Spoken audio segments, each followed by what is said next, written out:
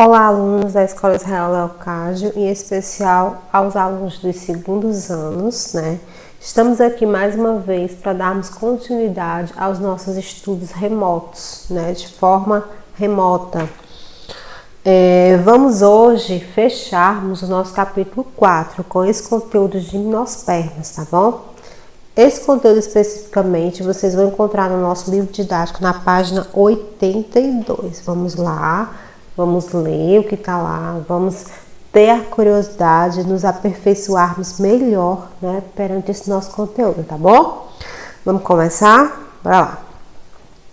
Apesar de atualmente existirem apenas cerca de 750 espécies de gimnospermas, ainda é possível encontrar grandes áreas terrestres cobertas por esse grupo de plantas, como as florestas de coníferas no hemisfério norte e a floresta de araucárias no Brasil. As plantas desse grupo comumente apresentam canais que secretam substâncias protetoras das plantas contra determinados animais, como os insetos, né? É um diferencial que esse tipo de planta tem, tá certo? Pronto, o que é que nós estamos vendo agora? Aí, gente, está o que a gente conhece por pião. Pião é uma semente comestível da planta araucária, tá bom? Outros também conhecem como pinheiros do Pará, né? Essa sementinha, ela é muito utilizada, né, para N situações. Vamos lá. O que nós temos agora? Nós temos aqui as principais características das gimnospermas. Primeiro, não depende de água para a reprodução, né? Já é um diferencial muito grande perante as espécies de plantas, né, que nós vimos anteriormente, tá bom? Contém vasos condutores, quer dizer o quê? Que eles têm vasos condutores de seiva, né? Que a gente já ouve falar isso há muito tempo, né? Isso possibilita que a planta ela venha a ser uma planta de grande porte, né? Porque há uma distribuição de substâncias por toda ela, né? Elas têm caule lenhosos, né? Suporte grande, e elas são facilmente adaptadas aos climas frios e temperados. Agora a gente vai ver especificadamente cada um desses tópicos, tá certo? Vamos lá. O surgimento das gimnospermas trouxe novidades evolutivas, como a presença de semente e do grão de pólen. A semente proporcionou proteção, pois o embrião estaria envolto por um tecido nutritivo e por uma casca. E o grão de pólen possibilitou que a planta se reproduzisse sem depender da água. Esse grupo representou a conquista do ambiente terrestre pelas plantas. Beleza?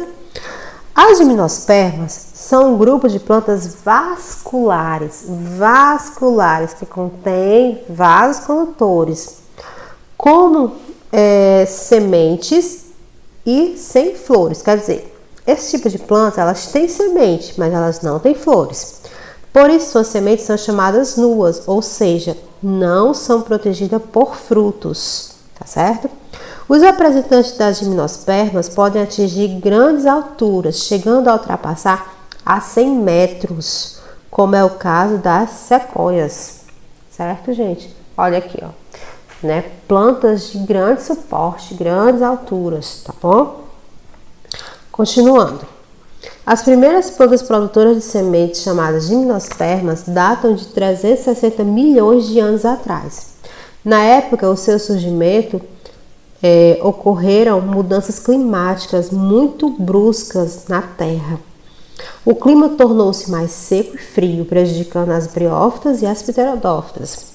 Esse clima favoreceu o desenvolvimento de espécies de gimnospermas, plantas mais resistentes, que se tornaram um grupo vegetal dominante, né, naquele período. Beleza? Continuando aqui. Aqui nós temos algumas imagens aí desse tipo de plantas, né? Tá bom? Agora a gente vai falar com relação à estrutura reprodutora dessas plantas. Diferentemente das briófitas e das pterodófitas, que produzem apenas um tipo de esporos, né? As plantas vasculares com sementes são heterosporas, ou seja, produzem diferentes tipos de esporos, um masculino, né, e um feminino, tá bom? Esses esporágios são agrupados em estruturas especializadas e bissexuais, os chamados cones ou estróbilos, que são formados por folhas modificadas em torno do esporágio, organizados em um eixo. Eles podem estar presentes em uma mesma planta, denominada monóica, ou em plantas diferentes, chamadas dioicas. O que nós temos agora? Agora nós temos a representação de um estróbilo masculino e de um estróbilo feminino. Pronto. Qual é o masculino e qual é o feminino? Esse menorzinho mais alongado é o masculino. E esse maiorzinho, né, mais assim organizado, posso assim dizer, né? A estrutura dele é maior, é o feminino, tá bom? É a diferenciação dos estróbilos nessas espécies de plantas, masculino e feminino. Agora, gente, nós vamos falar da reprodução. Como é que acontece, né, o processo de reprodução nessas plantas, tá bom? É importante que agora vocês sigam, tá certo, as setinhas.